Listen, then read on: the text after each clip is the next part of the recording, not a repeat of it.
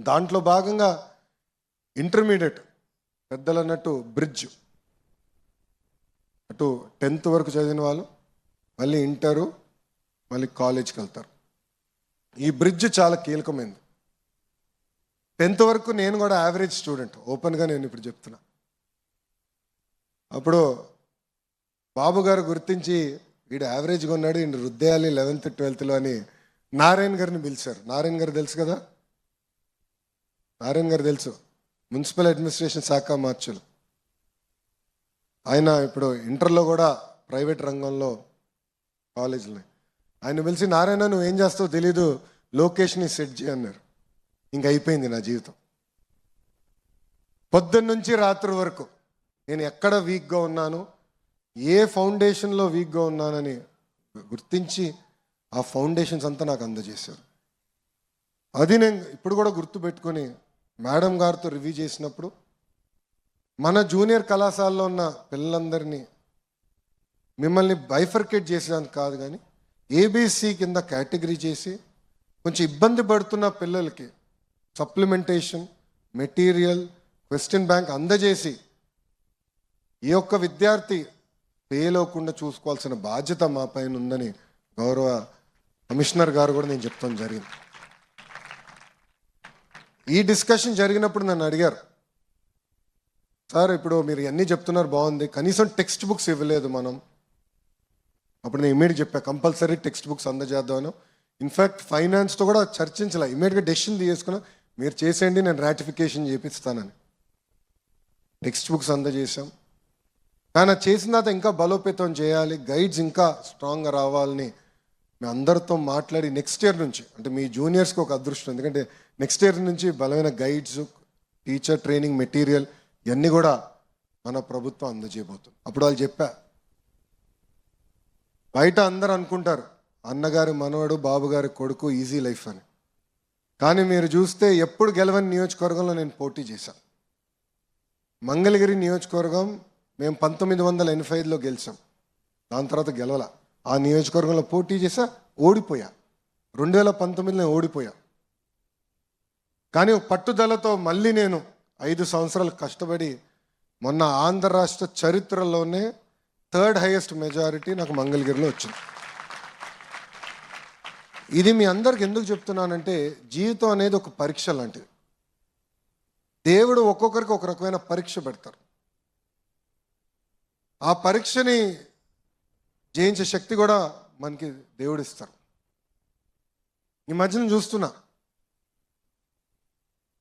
ఒక ఎగ్జామ్ ఏదో ఫెయిల్ అవుతే ఆత్మహత్యలు చేసుకుంటున్నారు, ఆశ్చర్యపోతున్నా. అది నథింగ్, ఎందుకంటే సప్లిమెంట్స్ రాసుకోవచ్చు, మళ్ళీ పైకి రావచ్చు. దయచేసి ఇక్కడ ఉన్న మీరందరూ జీవితాన్ని ఒక పరీక్షగా తీసుకోవాల్సిన అవసరం ఉంది. నేను విద్యాశాఖ మంత్రి అయిన తర్వాత వేదిక పైన ఉన్న అధికారులందరినీ కలిసాం. అప్పుడు మేడం గారు, ఎందుకంటే బోర్డ్ ఆఫ్ ఇంటర్మీడియట్ కమిషనర్గా మేడం గారు ఉన్నారు, మేడం గారిని అడిగా. జనరల్గా ఏప్రిల్ మాసంలో యాడ్లు తెగ వస్తాయి, 10th క్లాస్ ఇంటర్ యాడ్స్. 1 1 2 2 3 3 3 4 4 4 అని వస్తారు యాడ్లు. అవన్నీ ప్రైవేట్ కాలేజీలు, జూనియర్ కళాశాల వాళ్ళు వేస్తారు. మేడం గారిని ఒకటే చెప్పా, ఎప్పుడైతే మన పిల్లలు ఆ స్థాయికి వస్తారో అప్పుడే నేను సంతృప్తి చెందుతా, అప్పుడే కాలర్ ఎగరేసుకుని నేను మంచి పని చేశాను బోర్డ్ ఆఫ్ ఇంటర్మీడియట్ ఎడ్యుకేషన్ అని ఆలోచిస్తాను. తరతరాలుగా మనం కొన్ని ఇబ్బందులు కూడా ఎదుర్కొంటూ వచ్చాం. కానీ ఇక్కడ మార్పు తీసుకురావాలంటే ముందల మనము అంటే స్కూల్ ఎడ్యుకేషన్లో మార్పులు తీసుకురావాలి. దానికి మన ప్రభుత్వం అనేక నిర్ణయాలు తీసుకుంది. తొలి నిర్ణయం రాజకీయాల్ని ప్రభుత్వ విద్యకి దూరం పెట్టాలని నిర్ణయం తీసుకుంది. మీరు చూశారు, ఎక్కడ కానీ మా ఫోటోలు లేవు, మా పార్టీ రంగులు లేవు, మీకు ఇచ్చే మెటీరియల్లో మా పేర్లు మేము పెట్టుకోవట్లేదు. ఎవరిని చూసి మనం సమాజానికి సేవ చేయాలి, ఎవరిని చూసి మనం మంచి పనులు చేయాలో వాళ్ళ పేర్లు పెట్టాం. డాక్టర్ సర్వేపల్లి రాధాకృష్ణన్ గారి పేరుతో స్కూల్ కిట్స్ అందజేశాం. డొక్క సీతమ్మ గారి పేరుతో ఈరోజు మధ్యాహ్న భోజనం పథకం అందజేస్తున్నాం. అంతేకాదు, గతంలో ప్రభుత్వం కార్యక్రమం చేస్తే ముందల పట్టుకెళ్ళేది మన పిల్లల్ని. ముఖ్యమంత్రి గారి ప్రోగ్రాం వస్తే మనం వెళ్ళాలి, మంత్రి గారి ప్రోగ్రాం వస్తే మనం వెళ్ళాలి. నేను ఆదేశాలు జారీ చేశా, మన పిల్లలు ఎక్కడికి వెళ్ళారు, ఓన్లీ చదువుతారని. ఏ ప్రోగ్రాంకి వెళ్ళేదానికి లేదు. ఇంకో పక్కన ప్రభుత్వ పాఠశాలలో కానివ్వండి, జూనియర్ కళాశాలలో కానివ్వండి, ఎక్సెప్ట్ జాబ్ మేళాస్ ఇంకెలాంటి కార్యక్రమాలు కూడా జరిగేదానికి లేదని మేము నిర్ణయం తీసుకున్నాం. దీంతోపాటు ఉపాధ్యాయులు అనేక ఇబ్బందులు గతంలో ఎదుర్కొన్నారు. యాప్ల భారం విపరీతంగా ఉంది. అది కొన్ని నిర్ణయాలు ఆల్రెడీ తీసుకున్నాం. ముందు కూడా మొత్తం స్ట్రీమ్లైన్ చేసి యాప్ల భారం కూడా తగ్గించాలనేది మన ప్రభుత్వం నిర్ణయం తీసుకుంది.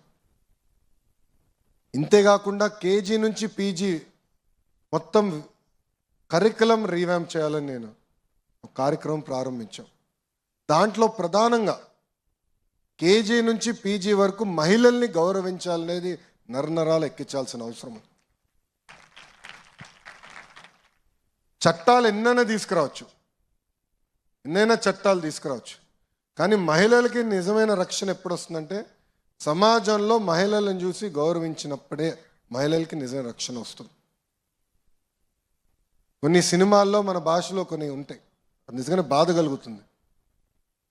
గాజులు తొడుక్కున్నారా అని అంటారు, అమ్మాయిలాగా ఏడవద్దు అని అంటారు. అది కరెక్ట్ కాదు.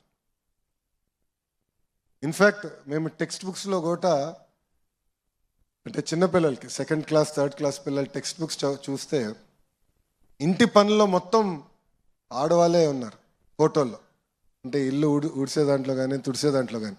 ఎందుకు అలా ఉండాలని అధికారులు నేను అడిగా. ఎందుకంటే నేను అమెరికాలో చదువుకున్నా, బ్రహ్మని నేను కలిసి చదువుకున్నాం. ఇంటి పనులు సమానంగా చేసాం. వాషింగ్ మెషిన్లో లాండ్రీ వర్క్ చేయాలంటే సమానంగా చేసాం. అప్పుడు నేను అధికారులు చెప్పి ఈక్వల్గా పెట్టండి, అప్పుడే సమాజంలో మార్పు మొదలవుతుందని బలంగా. ఇట్లా అనేక సంస్కరణలు తీసుకురావాలనే నిర్ణయంతో మన ప్రభుత్వం ఉంది.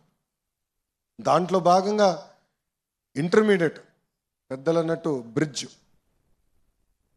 అటు 10th వరకు చదివిన వాళ్ళు మళ్ళీ ఇంటరు మళ్ళీ కాలేజ్కి వెళ్తారు. ఈ బ్రిడ్జ్ చాలా కీలకమైంది. 10th వరకు నేను కూడా యావరేజ్ స్టూడెంట్, ఓపెన్గా నేను ఇప్పుడు చెప్తున్నా.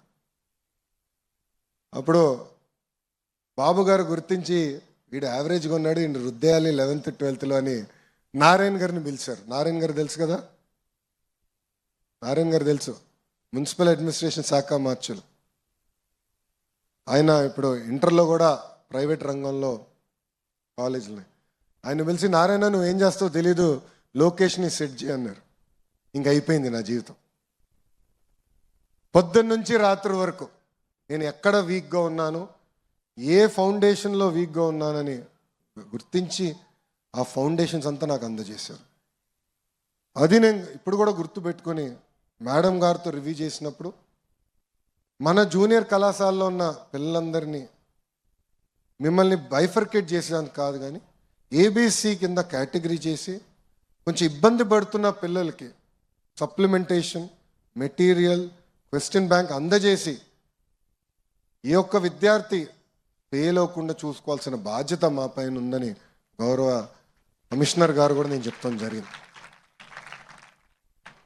ఈ డిస్కషన్ జరిగినప్పుడు నన్ను అడిగారు, సార్ ఇప్పుడు మీరు అన్నీ చెప్తున్నారు బాగుంది, కనీసం టెక్స్ట్ బుక్స్ ఇవ్వలేదు మనం. అప్పుడు నేను ఇమీడియట్ చెప్పా, కంపల్సరీ టెక్స్ట్ బుక్స్ అందజేద్దాను. ఇన్ఫ్యాక్ట్ ఫైనాన్స్తో కూడా చర్చించలే, ఇమీడియట్గా డెసిషన్ తీసుకున్నా, మీరు చేసేయండి నేను రాటిఫికేషన్ చేపిస్తానని. టెక్స్ట్ బుక్స్ అందజేసాం. కానీ చేసిన తర్వాత ఇంకా బలోపేతం చేయాలి, గైడ్స్ ఇంకా స్ట్రాంగ్గా రావాలని మేము అందరితో మాట్లాడి నెక్స్ట్ ఇయర్ నుంచి, అంటే మీ జూనియర్స్కి ఒక అదృష్టం, ఎందుకంటే నెక్స్ట్ ఇయర్ నుంచి బలమైన గైడ్స్, టీచర్ ట్రైనింగ్ మెటీరియల్ ఇవన్నీ కూడా మన ప్రభుత్వం అందజేయబోతుంది.